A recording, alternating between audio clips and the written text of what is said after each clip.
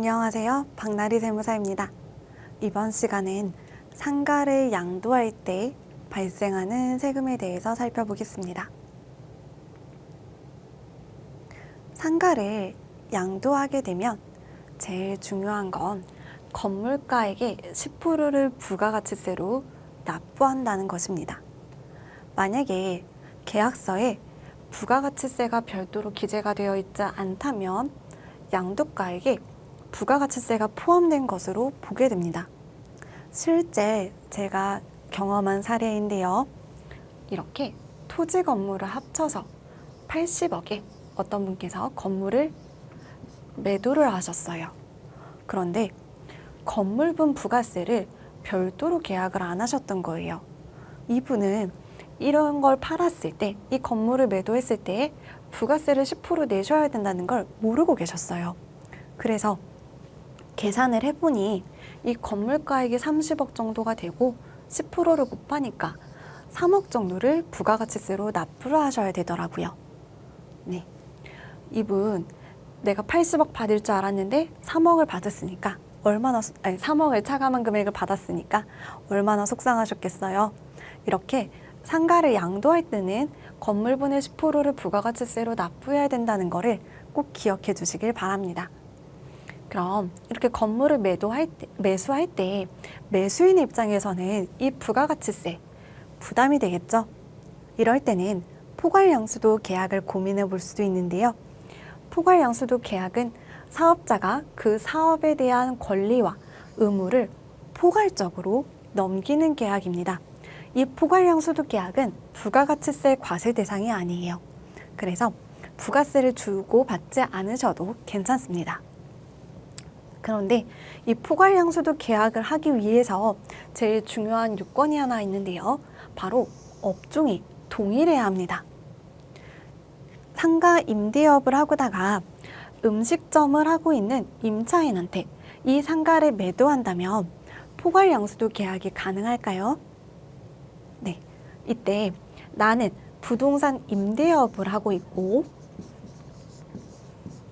임차인은 음식점을 하고 있기 때문에 이 업종이 동일하지가 않아요.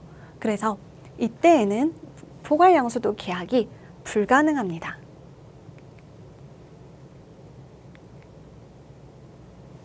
이 포괄양수도 계약을 할 때 사업자 유형도 되게 중요한데요.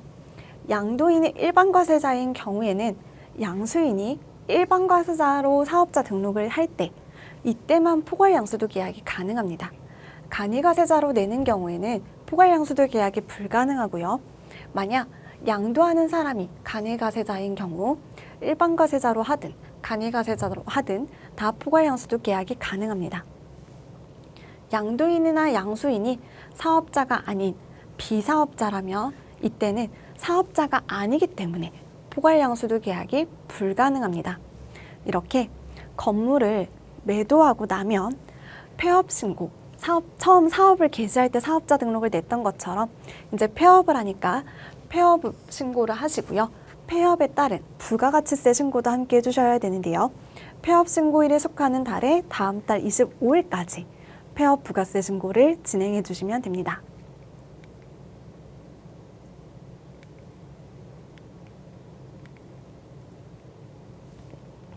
상가를 양도할 때 양도소득이 발생을 했다면 양도소득세를 납부를 해주셔야 되는데요. 양도소득세는 양도일에 속하는 달의 말일부터 2개월까지 예정신고하고 납부하게 됩니다. 예를 들어 2022년 8월 15일에 양도한 경우 2022년 10월 31일까지 8, 9, 10 이 10월 말까지 양도소득세를 신고하고 납부하셔야 되고요. 이렇게 양도세 신고가 끝나고 나면 지방소득세도 납부를 해주셔야 돼요. 지방소득세는 12월 31일까지 신고하고 납부하게 됩니다. 양도소득세 계산을 할 때 얼만큼 보유했는지 이 보유기간 계산이 되게 많이 중요한데요. 그러면 언제부터 언제까지 보유했는지를 알아야 되겠죠. 이 기준점은 바로 잔금일을 가지고 합니다. 만약 잔금일보다 등기 접수일이 더 빠르게 이루어진 경우에는 등기 접수일을 기준으로 계산하게 됩니다. 양도소득세의 계산 구조를 한번 살펴볼게요. 먼저 양도가액에서 취득가액, 필요경비를 차감을 하고 양도차익을 계산하게 되는데요. 양도가액은 내가 실제로 양도한 부동산의 가액, 그리고 취득가액은 매수가액, 이거를 사기 위해서 들어갔던 취등록세, 그리고 취등록을 위한 법무사 비용, 매수할 때 들어갔던 중개수수료를 취득가액으로 차감을 하게 되고요. 필요경비는 매도할 때 발생했던 중개수수료, 매도할 때 세금 신고를 의뢰하면서 들어갔던 세무사 수수료 등을 차감을 해서 계산을 하게 됩니다. 이렇게 양도차익이 나오면 여기서 장기보유 특별공제를 차감을 해주는데요. 장기보유 특별공제는 말 그대로 장기, 오랫동안 보유했으니까 특별히 공제해주는 것입니다. 3년 이상 보유한 경우 1년당 2%씩 최대 15년 30%의 장기보유 특별공제 혜택을 보실 수가 있습니다. 이렇게 장기보유 특별공제를 차감하고 나면 양도소득 금액이 나오는데요. 여기서 기본공제를 차감할 수 있어요. 기본공제는 1년당 250만 원, 처음 양도한 부동산에 대해서 공제를 받을 수가 있고요. 이렇게 나온 과세 표준에 세율을 곱해서 양도소득세를 계산하게 됩니다. 이때 세율은 앞서 살펴본 것처럼 보유기간이 얼만큼 되느냐에 따라 세율을 달리 적용하는데요. 1년 이내에 양도를 하는 경우 50%, 2년 이내 양도하는 경우 40%, 2년 이상 된 경우 6에서 45%의 세율을 적용하게 됩니다. 양도소득세 역시 이 세금을 납부할 때는 지방소득세 10%도 함께 납부해 주셔야 합니다.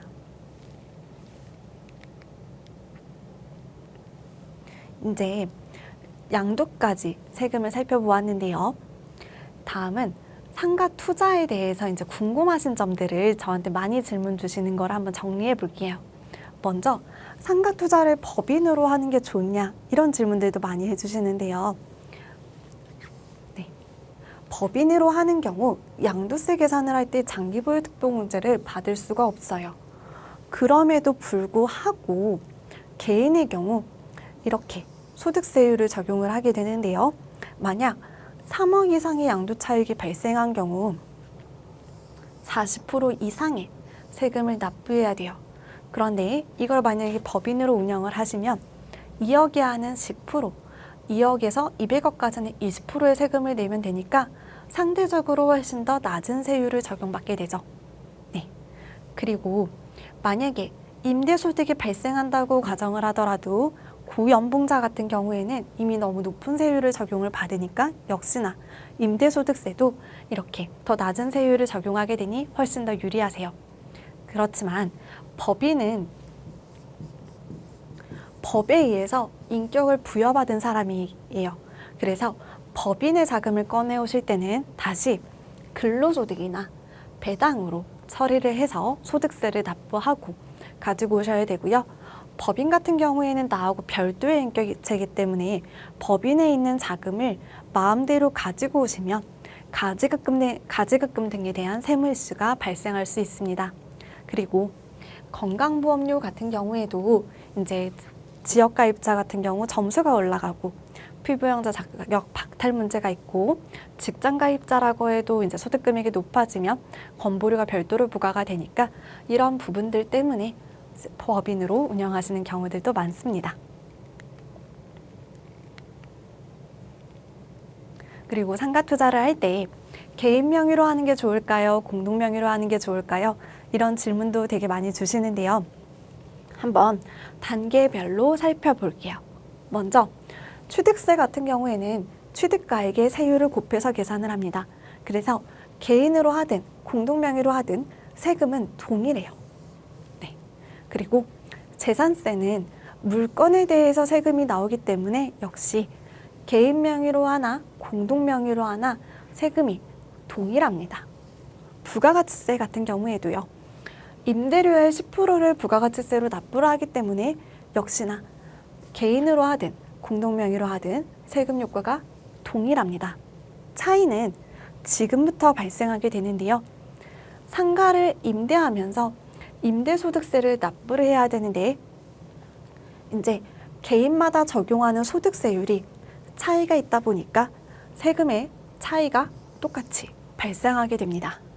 그리고 건강보험료 같은 경우에도 만약 부부가 아내가 일을 안 하고 있어요. 이럴 경우 남편의 피부양자로 들어가 있을 텐데요.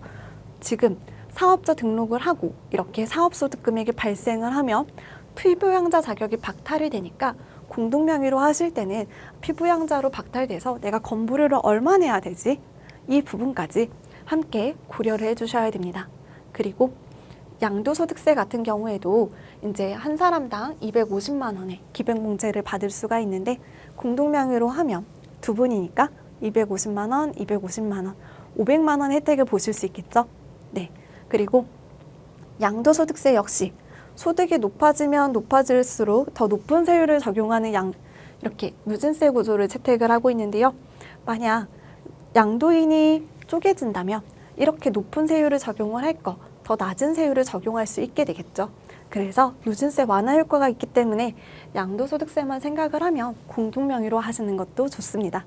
그래서 이러한 의사결정을 하실 때는 이 모든 것들을 고려해서 의사결정을 해주시면 됩니다.